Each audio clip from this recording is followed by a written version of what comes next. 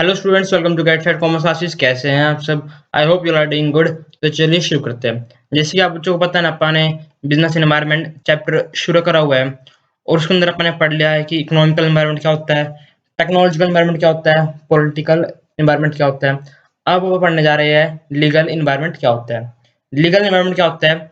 The management of every business enterprise has to obey the law of land. Law of land मतलब जो अपना एक business है।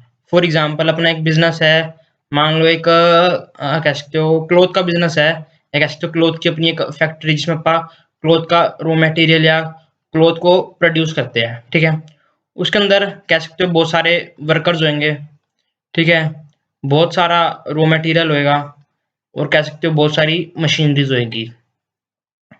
या मान लो जो अपना बिजनेस है वो अपन एक कंपनी है, ऐसे मान लो अपनी है एबीसी क्लॉथ प्राइवेट लिमिटेड। ठीक है, तो उसके अंदर आप देखो एक तो कंपनी होगी, तो एक कंपनी होगी। तो अगर एक कंपनी है तो इसके अंदर कह सकते हो कंपनी एक्ट 2013 लगेगा। मशीनरी है तो प्रॉपर एक डेप्रिसिएशन का लॉ लगेगा। रॉ मटेरियल है, जैसे मान लो फॉर एग्जांपल इस पे जो जीएसटी वगैरह लगा है तो जीएसटी एक्ट लगेगा। वर्कर्स है तो इनके जो वेजेस है या कह सकते हो, या जो उनका पेमेंट है उनके ऊपर वो एक्ट लगेगा, वेजेस एक्ट कह सकते हो, फैक्ट्री एक्ट लगेगा। ठीक है, मतलब जब आप एक बिजनेस कर रहे हैं तो उसके अंदर अपने को बहुत सारे कह सकते हो एक्ट के साथ डील करना पड़ेगा, चाहे वर्कर हो, रॉ मटेरियल हो, मशीनरी हो या कंपनी हो। तो मतलब जब भी कोई कंपनी एक बिजनेस करेगी तो जो उससे रिलेटेड बिजनेस करेगी उससे रिलेटेड जो भी लॉज है या रेगुलेशंस है उसके बारे में हर एक बिजनेस को या उसके जो ओनर है, उसका जो बिजनेसमैन है, उसको समझना पड़ेगा। अगर वो उसके रूल्स या रेगुलेशन को नहीं समझेगा तो वो बिजनेस या कह सकते हो बिजनेसमैन बहुत ही दिक्कत में आ सकता है। फॉर एग्जाम्पल मान लो कोई ऐसी कंपनी है जो टोबैको प्रोड्यूस कह सकते हो, टोबैको को सेल करती है एंड कह सकते हो प्रोड्यूस करती है। जैसे कि एक गवर्नमेंट की कह सकते हो एक रेगुलेशन है या लॉ बना हुआ है कि जब भी कोई टोबैको प्रोडक्ट सेल होएगा जिसके अंदर टोबैको यूज होती है तो प्रॉपर एक कह सकते हो एक गाइडलाइन या एडवर्टीजमेंट या कह सकते हो तरह की चेतावनी दी जाएगी कि टोबैको है वो हेल्थ के लिए अच्छा नहीं है, वो कैंसर कर सकता है। अगर जो उसका जो ओनर है टोबैको प्रोडक्ट का, अगर वो ऐसी एड या ऐसे कह सकते हो एक इंफॉर्मेशन नहीं देता तो क्या पता एक लीगल प्रोसीडिंग हो जाए ओनर के अगेंस्ट, लीगल प्रोसीडिंग जिसके अंदर एक कह सकते हो एक ओनर को बहुत ज्यादा पेनल्टी देनी भी पड़ सकती है और क्या पता जो उसकी फैक्ट्री है वो भी क्लोज हो जाए। तो मतलब जब भी कोई बिजनेस या कोई बिजनेसमैन काम करता है उसके अंदर जो उसके रूल्स या लॉज या रेगुलेशंस जो होते हैं उसके अंदर उसको समझना चाहिए और फॉलो करना चाहिए। अगर वो अपने लीगल एनवायरनमेंट को मतलब लीगल एनवायरनमेंट मतलब लॉज एंड रेगुलेशंस अगर उसको फॉलो नहीं करेगा तो बहुत ही गड़बड़ में आ सकता है बिजनेस और बिजनेसमैन दोनों।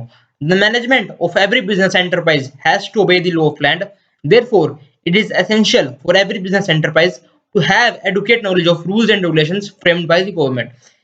अब ऐसा नहीं है कि जो जैसे फॉर एग्जांपल अपना बिजनेस है, कोई भी बिजनेस कर लो, मान अपनी फैक्ट्री है, किसकी स्टील की फैक्ट्री है, उसके अंदर अच्छा प्रॉफिट होता है तो स्टील के अंदर आप कह सकते हो मेनली जो जो लॉज लगेंगे मेटल के रिलेटेड या एक्सट्रैक्शन के रिलेटेड या कह सकते हो एनवायरमेंट पोल्यूशन के रिलेटेड वो सारे लॉज को फॉलो कर लेगी। लेकिन अगर मान लो उसके ऊपर एक मान लो लगता है कि उसको जो सोसाइटी है उसके लिए कह सकते हो एक अच्छा काम करना पड़ता है, उसको अपन कहते हैं जैसे कोई सोशल वर्क करना पड़ता है। ठीक है, अगर वो नहीं करती तो कभी कभार उसके ऊपर भी इम्प्लीमेंटेशन आती है। मतलब जो बिजनेस है अपन कर रहे हैं उसके रिलेटेड तो अपने को ध्यान रखना ही पड़ता है, वो और भी जो रूल्स है रेगुलेशंस है उसके लिए भी अपने को ध्यान रखना पड़ता है। उसके लिए जनरली जो कंपनीज है वो अलग अलग एडवोकेट्स अलग अलग चार्टर्ड अकाउंटेंट्स हायर करती है जो उनके रूल्स और रेगुलेशंस को फॉलो करते हैं। क्योंकि अगर वो अपने रूल्स और रेगुलेशंस को फॉलो नहीं करेंगे तो उनके ऊपर एक अच्छी पेनल्टी के अमाउंट लग जाएगी। ठीक है, legal environments includes various laws and legislative act, administrative order issued by government authorities।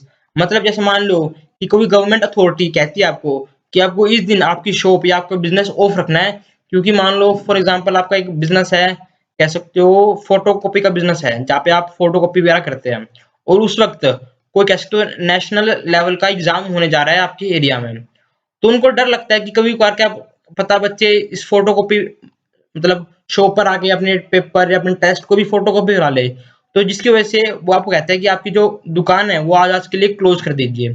तो मतलब जो एडमिनिस्ट्रेटिव ऑर्डर होंगे जो गवर्नमेंट अथॉरिटीज इशू करेगी वो भी आपको मानने पड़ेंगे। Court judgments as well as the decisions rendered by various commissions and agencies at every level of the government, central state और लोकल। मतलब लीगल इन्वायरमेंट को अगर अपने को समझना है तो मतलब कह सकते हो आप जो आपके कॉन्स्टिट्यूशन ने या आपके कोर्ट ने या कोई लॉ है उसने जो स्टेट कर दिया आपको वो मानना पड़ेगा। अगर आप उसको नहीं मानते तो आपको एक हैवी पेनल्टी देनी पड़ेगी। ठीक है। The work to work successfully in India, the business enterprises must have detail about Companies Act, Industrial Act, FEMA Act। FEMA Act मतलब Foreign Exchange Management Act, मतलब related to foreign monies। कह सकते हो import export, क्योंकि import export जब आप करते हैं तो उसमें फॉरेन मनी चाहिए, फॉरेन एक्सचेंज चाहिए। Trade union act 1926, factories act, industrial disputes act, consumer protection act 1986, competition act 2002। मतलब कंपनी को या कैस्टिक बिजनेस को इन सभी लॉज की जानकारी होनी चाहिए। जनरली एक बिजनेसमैन इन सारी एक्ट की या सारी लॉज की जानकारी नहीं रख सकता, तो वो मेनली या तो किसी एडवोकेट को या किसी चार्टर्ड अकाउंटेंट को वो हायर करते हैं इन सब डिस्प्यूट्स या इन सब एक्ट के लिए। Some aspects of legal environment, legal policies related to licensing and foreign trade, मतलब licensing and foreign trade. For example आप कोई गन का कह सकते हो या एम्यूनेशन का काम करते हो, तो यूं तो है नहीं कोई भी बंदा लेके एम्यूनेशन की दुकान लेके बैठ जाएगा, उसको प्रॉपर एक लाइसेंस चाहिए होगा सॉरी, जिसकी वजह से वो इन एम्यूनेशन या गन्स या बुलेट्स के वर्क में काम कर सके। एंड फॉरेन ट्रेड मतलब अब यूं तो है नहीं कि आप फॉर एग्जाम्पल आप एक ऐसा मान लो कोई ड्रग्स वगैरह में काम करते हो, ड्रग्स मींस मेडिसिन, और वो ऐसी मेडिसिन है जो खाली आपकी कंट्री में कह सकते हो प्रोड्यूस होती है, इसका और कोई भी प्रोडक्शन हेड या कह सकते हो प्रोडक्शन एरिया नहीं है, ये प्रोड्यूस्ड इन इंडिया ओनली, मान लो produced in India only.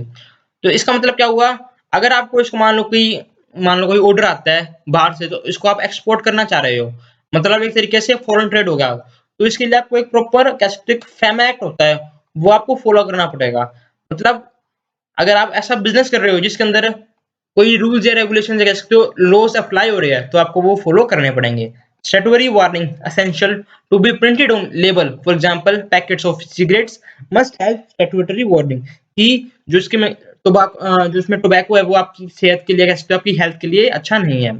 Foreign exchange regulations and management act मतलब फेमा एक्ट। ठीक है। Laws to keep a check on advertisements. The advertisement of alcohol products is prohibited. लेकिन कभी कभार जब भी अल्कोहल की प्रोडक्ट्स आती है तो उसके अंदर एक स्टार बन के होता है, उसके अंदर एक वार्निंग दी जाती है कि ये आपके लिए अच्छी बात नहीं है कि आप ये इसको इस्तेमाल करें। Advertisement on baby food must inform that mother's milk is the best, क्योंकि कहा जाता है जैसे मान लो कभी कभार ऐसे बेबीज फूड आते हैं